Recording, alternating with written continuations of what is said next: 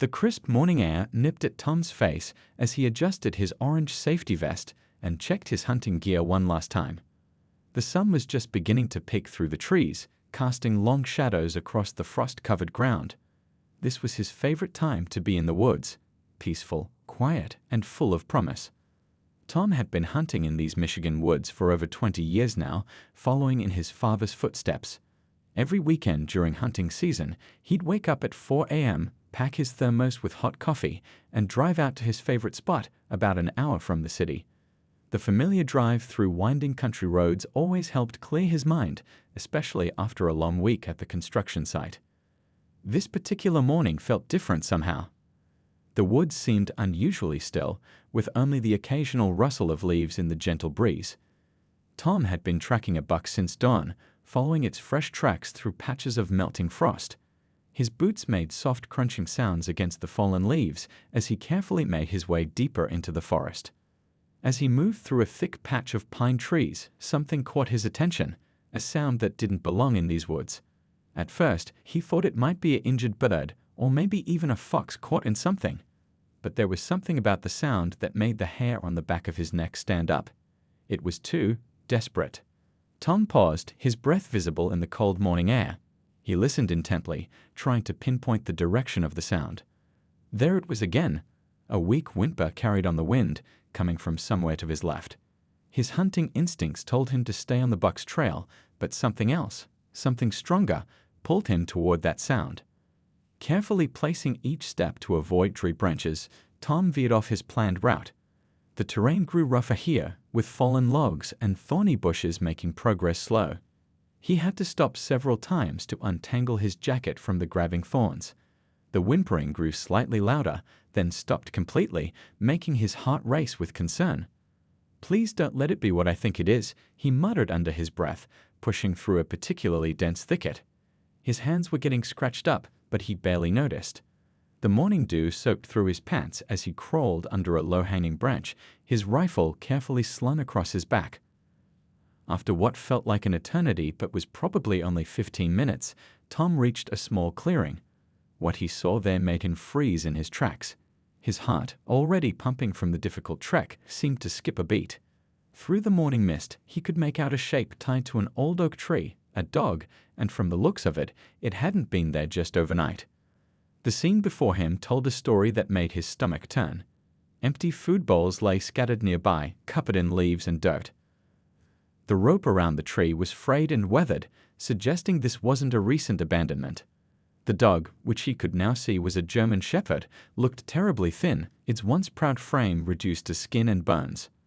Tom had seen a lot in his years of hunting: injured animals, abandoned camps, even evidence of poachers, but this was different. This was deliberate cruelty that made his blood boil. He took a deep breath to calm himself, knowing that approaching the dog while angry might only make things worse. Setting his rifle carefully against a nearby tree, Tom slowly took off his backpack. The dog watched his every move with wary eyes, too weak to even lift its head properly. Those eyes held a story of betrayal that Tom couldn't bear to think about. He remembered his own childhood dog, a loyal companion who had lived to a ripe old age of 15, and couldn't imagine how anyone could do this. The morning sun was higher now, streaming through the branches and illuminating the clearing. Tom could see his breath in the cold air as he began talking softly to the dog, his voice barely above a whisper. "Hey there, buddy, it's okay. I'm not going to hurt you. Let's get you out of this mess." Little did Tom know that this moment would change not just his life, but the lives of countless others in their community. His regular hunting trip was about to become something much more significant, a story of rescue, redemption, and the unbreakable bond between humans and animals that would touch hearts across the country. Time seemed to stand still in that small forest clearing as Tom slowly inched closer to the German shepherd. The morning fog was starting to lift, revealing more details of the heartbreaking scene before him. His throat tightened as he got a better look at the dog's condition. What he had first noticed as just thinness was actually severe neglect. The dog's coat was matted with mud and tangled with burrs, telling a story of weeks spent exposed to the elements. The rope securing the dog to the ancient oak tree was weather-beaten and frayed, its original color faded to a dirty gray. Tom could see where the dog had tried to chew through it, leaving marks in the thick rope that spoke of desperate attempts at freedom. Several plastic bowls lay scattered around, partially buried in fallen leaves and pine needles. Some still had traces of long-dried food stuck to their surfaces, while others had collected rainwater that had turned grimy and green. "Easy there, buddy," Tom whispered, keeping his voice steady and calm despite the anger building inside him. He'd grown up around dogs and knew how to read their body language. This one was terrified but too weak to show much aggression. Its tail was tucked tightly against his body, and its ears lay flat against its head. Every few seconds, a small tremor would run through its emaciated frame. The clearing wasn't far from an old logging road, Tom realized. Someone had deliberately chosen this spot, remote enough to avoid immediate discovery, but accessible by car. The thought made his stomach turn. He noticed old tire tracks in what remained of the mud, now partially covered by fallen leaves. This wasn't a spur-of-the-moment abandonment. It had been planned. As he got within a few feet of the dog, the morning sunlight revealed more details that made his heart ache. The dog's nails had grown so long they were curling under, making it painful to stand. Its eyes, though fearful, held a glimmer of intelligence that reminded Tom of his childhood dog. Those eyes seemed to be asking why. Why here? Why me? Why did they leave? Tom reached into his hunting pack with slow, deliberate movements. He always carried extra water and some beef jerky for long days in the woods. The dog's nose twitched slightly at the smell of food, but it remained pressed against the tree, as if trying to make itself as small as possible. Tom tore off a tiny piece of jerky and gently tossed it toward the dog, making sure it landed within reach of the rope. Several minutes passed before hunger overcame fear. The dog stretched its neck out, barely moving its body, and quickly snatched the piece of jerky. Tom noticed how carefully it chewed, savoring every bit of the food. He wondered how long it had been since its last meal. The empty bowls suggested days, maybe weeks. "That's it, good boy," Tom murmured, his voice catching slightly. He tossed another small piece, this one a little closer to where he sat. The dog took less time to grab this piece, though its body remained tense and ready to retreat. Tom kept this up for nearly 20 minutes, each piece of jerky bringing the dog's trust a tiny bit closer. While waiting for the dog to accept another piece of food, Tom noticed something stuck to its collar, a piece of paper partially protected from the elements by being trapped against the dog's neck. His curiosity piqued, but he knew he couldn't reach for it yet. The dog's trust was too fragile, too newly formed. The morning grew warmer as the sun climbed higher, but Tom barely noticed the time passing. He spoke softly to the dog, sharing random stories about his life, his voice becoming a gentle constant that seemed to help ease the animal's fears. He told it about his own dog growing up, about his job at the construction site, about anything that came to mind. The sound of a human voice being kind seemed to have an effect. The dog's trembling slowly decreased. Finally, after what felt like hours but was probably closer to 45 minutes, the dog allowed Tom to move within arm's reach. Its body was still tense, but the fear in its eyes had been replaced by something else, a cautious hope. Tom could now see that under all the dirt and matted fur, this was once a beautiful dog. German Shepherds were known for their loyalty and intelligence, and even in this state, those qualities showed through.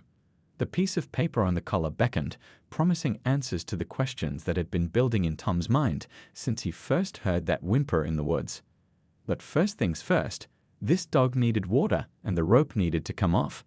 What Tom would discover in the next few minutes would shake him to his core and set in motion a chain of events that would change not only his life, but the lives of countless others in their community. The water from Tom's canteen sparkled in the late morning sunlight as he carefully poured some into his cut hand. The German Shepherd watched every movement, its ears now perked forward with interest rather than flattened in fear. It had been nearly an hour since Tom first entered the clearing, and patience was finally paying off. "Here you go, buddy," he said softly, holding out his hand. The dog stretched its neck, sniffing cautiously at the water. Its tongue darted out, taking quick, nervous laps. Tom remained perfectly still, ignoring the cramping in his legs from sitting in the same position for so long. He'd learned long ago that sometimes the best thing you could do was simply be still and let trust build at its own pace.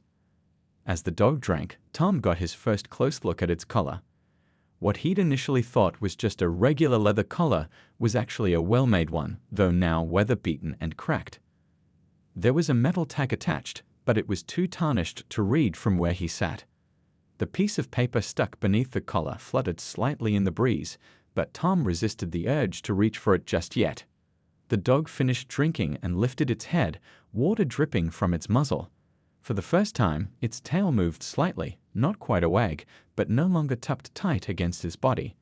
Tom slowly reached into his pack again, this time pulling out his lunch sandwich. He planned to eat it during his hunting break, but this seemed more important. Carefully unwrapping the paper, he pulled out a piece of turkey and held it out. This time, the dog didn't hesitate as long before taking the food. As it ate, Tom noticed its eyes had changed. Where before they'd been dull with fear and exhaustion, now they showed a spark of life. It reminded him of how his dad used to say you could always tell a dog's true nature by looking in its eyes. These eyes spoke of gentleness, despite everything the dog had been through. "You're a good boy, aren't you?"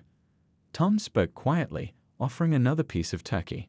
"Somebody trained you well before." He couldn't finish the sentence. The thought of someone abandoning this clearly well-loved pet made his chest tight with anger. The dog must have sensed something in his voice because it paused in its eating and looked directly at him, head slightly tilted.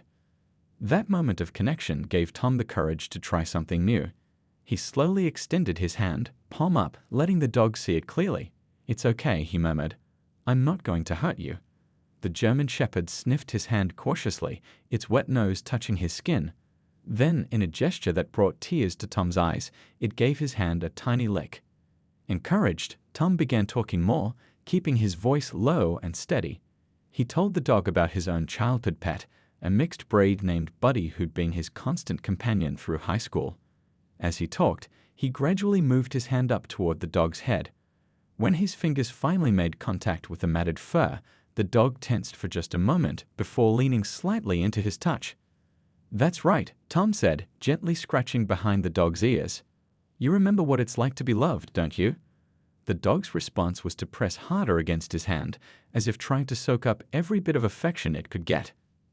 Tom could feel the bones beneath its fur, but he could also feel the strong spirit that had helped this dog survive. Working slowly, Tom began checking the dog for injuries.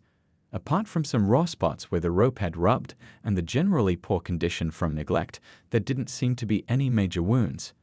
The dog allowed this examination with growing trust, occasionally turning to lick Tom's hand as if offering reassurance of its own. Time seemed to lose meaning in that clearing. The morning chill had given way to warm sunshine, and birds had resumed their calls in the surrounding trees. Tom's hunting trip was long forgotten. This was more important. As he worked to gain the dog's trust, he found himself making promises in his head.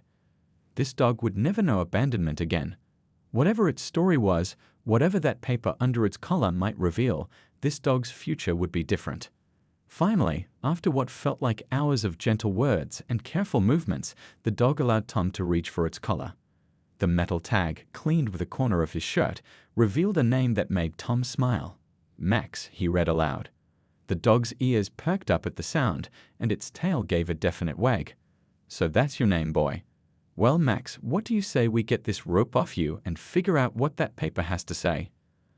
Little did Tom know that what he was about to read would change everything, not just for Max, but for countless other animals in their community. The trust they'd built in these precious hours would become the foundation of something much bigger than a simple rescue in the woods. With gentle hands, Tom pulled out his pocket knife to cut through the weathered rope binding Max to the tree. The German Shepherd stood perfectly still, as if understanding the importance of this moment. As the last strand of rope fell away, Max took a tentative step forward, then another. His legs were shaky from being confined for so long, but his tail gave a slight wag of relief.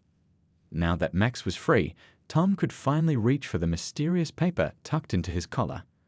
The envelope was weather-stained, but had been somewhat protected by being folded and pressed against Max's neck. Tom's hands trembled slightly as he carefully worked it free, trying not to tear the fragile paper. "Let's see what story you have to tell, boy," Tom said softly, settling down on a fallen log. Max limped over and pressed against his leg, as if needing support for what was to come. The envelope wasn't sealed. its flap having come loose from exposure to the elements. Inside, Tom found a single sheet of paper, the handwriting shaky but legible. As his eyes moved across the page, Tom's expression changed from curiosity to disbelief, then to deep sadness. The letter began, "To whoever finds Max, I'm sorry. I'm so sorry." Tom had to pause for a moment, his throat tight with emotion. Max looked up at him with those intelligent eyes, and Tom gave him a reassuring pat before continuing to read. The letter told a story that broke Tom's heart. Max had belonged to an elderly veteran named Bill, who had raised him from a puppy. For 8 years, they'd been inseparable. Bill had trained Max himself, teaching him commands and tricks, taking him for daily walks in the park. They'd been each other's whole world, especially after Bill's wife passed away. But then Bill had gotten sick, really sick. The letter, written in his shaking hand from a hospital bed, spoke of his fear about what would happen to Max. He'd begged his only son to take care of his beloved dog, making him promise before he passed away. The son had agreed, but the promise had been empty. Tom's hands clenched the paper tightly as he read how the son, not wanting the responsibility but too cowardly to take Max to a shelter, had chosen this cruel solution.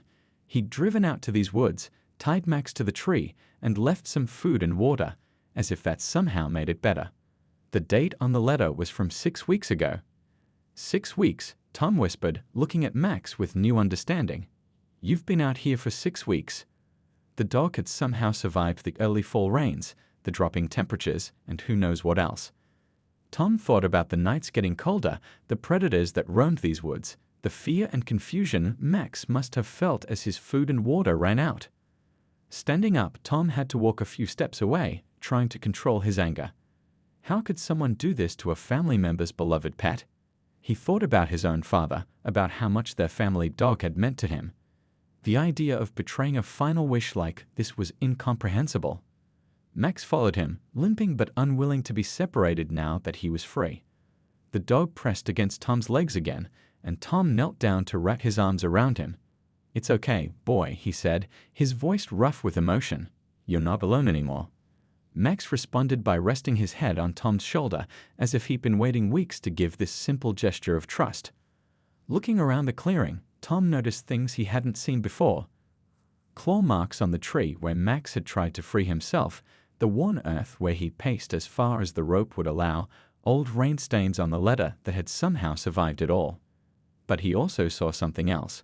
Max's tremendous will to live, his capacity to still trust despite everything. Tom pulled out his phone, grateful for the single bar of service. He needed to make some calls, first to his wife, who worked at the local vet clinic, then to the police.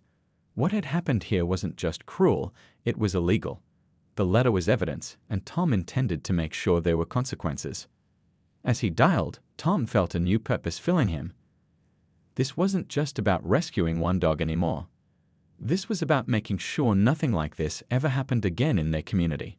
Max sat beside him, pressed warm against his leg, no longer trembling. Somehow, this dog who had every reason to give up on humans had found the strength to trust again.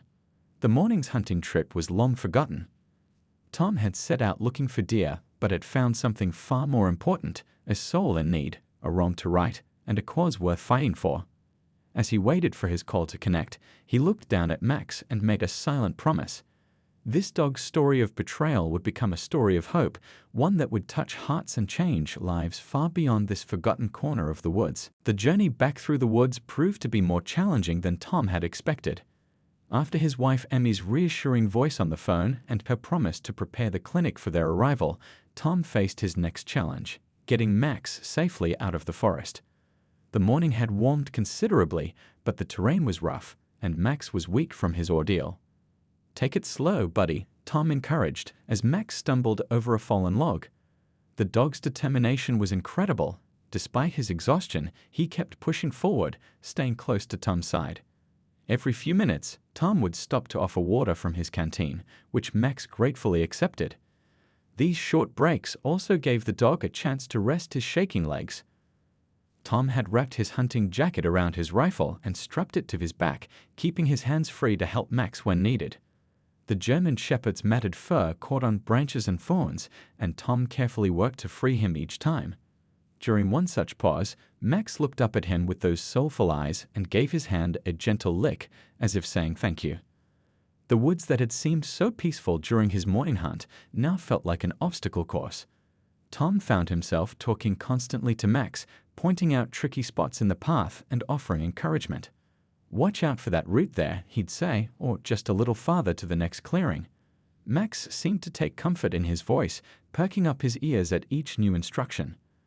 They had to take a longer route back to avoid the steeper hills, adding almost an hour to their journey. Tom didn't mind. His thoughts were occupied with plans, getting Max checked out at the clinic, making sure the police got the letter, figuring out how to handle things at home. He had a spare room that would make a perfect place for Max to recover away from too much stimulation. About halfway back, they came across a small stream.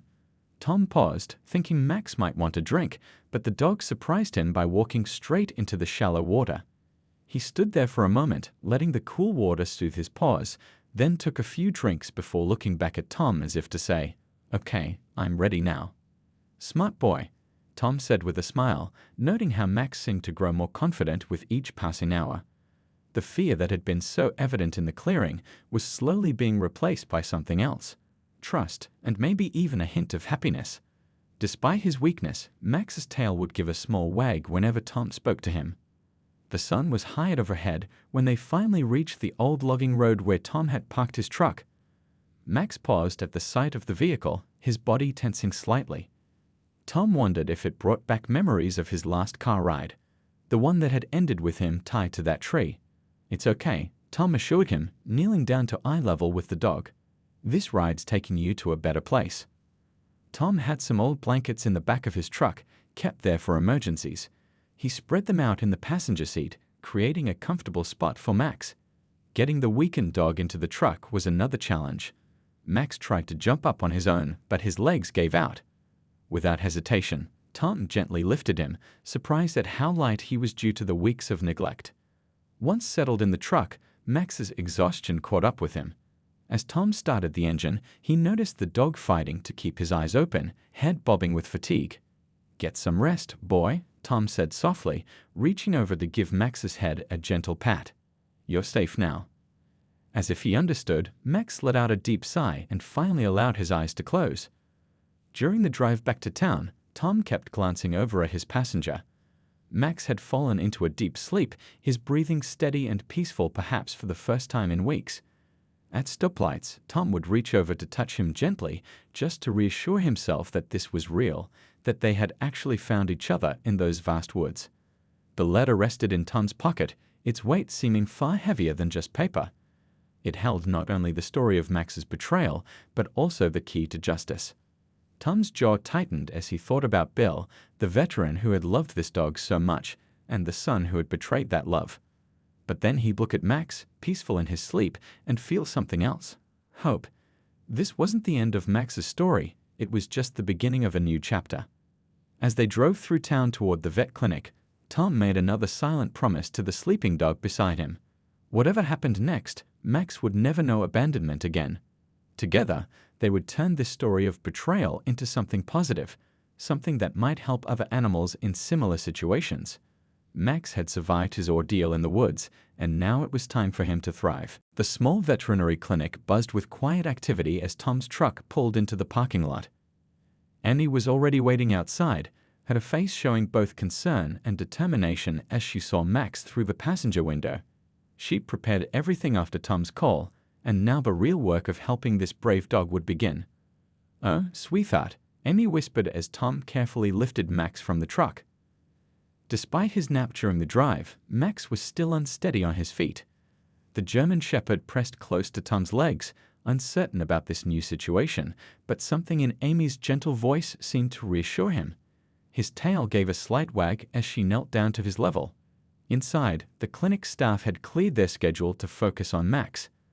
The examination room was ready, warm, and quiet, with soft blankets spread on the table. Tom stayed right beside Max, keeping one hand on him for comfort as Amy began her examination. She worked slowly and gently, talking softly to Max the whole time, explaining everything she was doing. "You're being so brave," she told Max as she carefully checked his matted coat. The examination revealed the full extent of his ordeal. He was severely underweight, his paw pads were raw from trying to break free, and his coat was badly tangled. But remarkably, there were no major injuries or infections. Max's strength and resilience had helped him survive those 6 terrible weeks. While Emmy worked, Tom shared the contents of the letter with her. Tears welled in her eyes as she read it, but her sadness quickly turned to determination. "We'll need to document everything," she said firmly. "Take pictures, write up a full report. The police will need it all." Her hands never stopped their gentle work as she spoke, carefully removing burrs and leaves from Max's fur.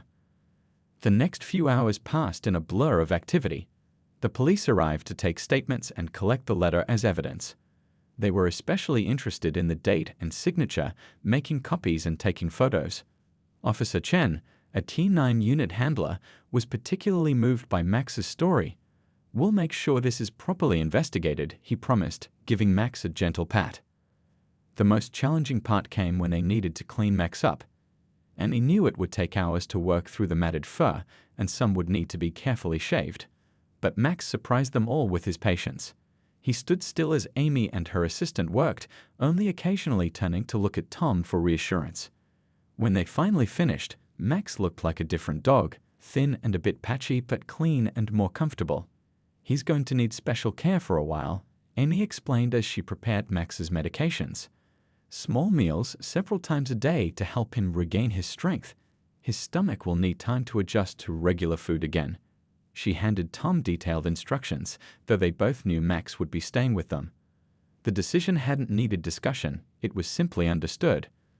Throughout the afternoon, word spread through the small town about the dog rescued in the woods. People began stopping by the clinic, dropping off blankets, dog food, and even toys. The local pet store owner brought a new collar and leash, refusing to take any payment. "It's the least we can do," she said, watching Max with kind eyes. The most touching moment came when Mrs. Wilson, a regular clinic client, arrived with tears in her eyes. She'd known Bill, Max's original owner, from church.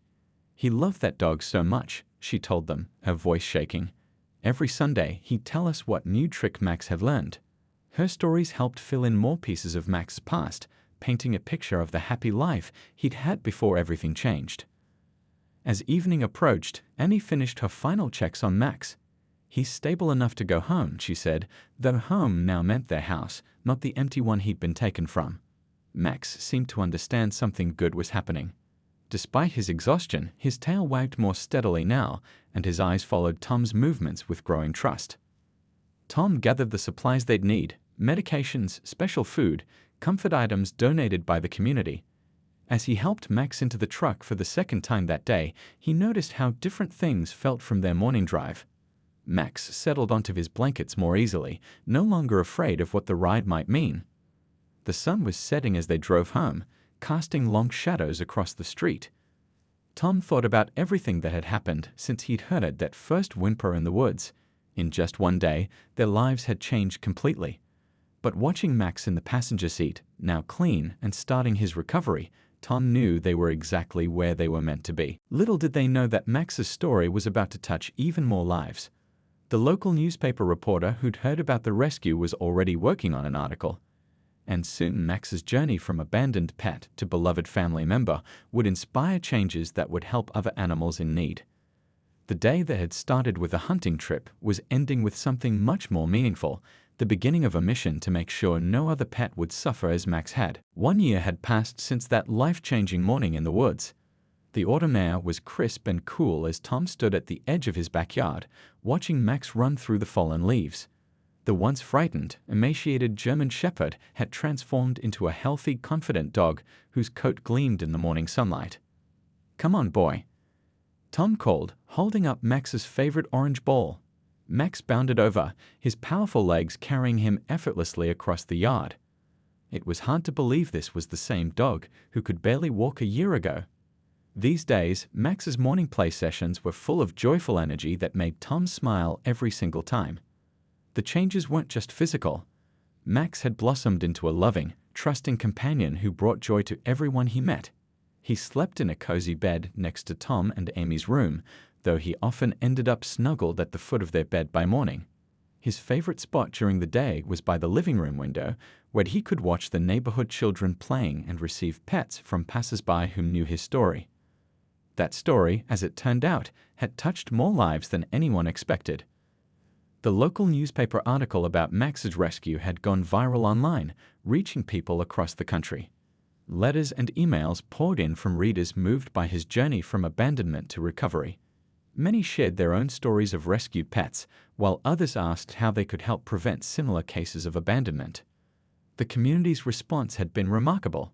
Inspired by Max's story, the town council had passed stronger animal protection laws. The local animal shelter received record donations, allowing them to expand their facilities and hire more staff. A new program, named Max's Fund, was established to help elderly pet owners plan for their animals' care if something happened to them. The police investigation had led to consequences for the person responsible for Max's abandonment. But more importantly, it had sparked a conversation about responsible pet ownership and the importance of proper planning for pets' futures. The veterinary clinic where Amy worked now offered free consultations to help people understand their options when they could no longer care for their pets. Tom's hunting trips had changed too. While he still enjoyed the quiet mornings in the woods, he now went with a different purpose. Max accompanied him on these trips, not to hunt, but to help locate and rescue abandoned animals. Their partnership had already saved several pets, and Max seemed to have a special way of calming frightened animals they found. Who would have thought, Amy often said, watching them prepare for their weekend patrols, that one morning in the woods would change so many lives. She had become an advocate for animal welfare herself, speaking at schools about responsible pet ownership and the importance of compassion. The community had embraced Max as more than just a rescue story. He had become a symbol of hope and resilience. Local children would stop by just to say hello, often bringing small treats that Tom and Amy carefully rationed out. Max greeted each visitor with a gentle wag, somehow knowing when to be calm with nervous children or playful with more confident ones.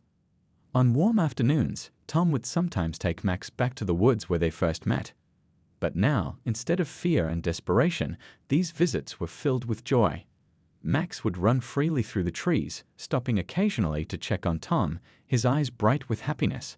These moments reminded Tom how far they'd come from that first morning when he heard a weak whimper in the distance. The old letter that had revealed Max's story was now framed in Tom and Amy's home office, alongside photos documenting Max's recovery. It served as a reminder not just of where Max had come from, but of how much good could come from even the darkest situations. Visitors would often stop to read it, moved by the contrast between the sad words on paper and the happy, healthy dog who now greeted them at the door. As the sun rose higher in the sky, Tom watched Max rolling happily in the leaves. The morning games had become their special ritual, a daily celebration of life and second chances. Max jumped up, shaking leaves from his fur, and brought his ball back for another throw. His tail wagged with pure joy, and his eyes sparkled with love and trust. "Good boy, Max," Tom said softly, reaching down to ruffle the fur behind Max's ears. The dog leaned into his touch, secure in the knowledge that he was home, safe and loved. Together, they had turned a story of abandonment into one of hope, inspiring others to open their hearts and make a difference in their own communities. The early morning sun cast long shadows across the yard as they headed inside for breakfast, Max trotting happily beside his human. What had started as one man's decision to follow a strange sound in the woods had grown into something much bigger, a movement of compassion that continued to touch lives, both human and animal, every single day.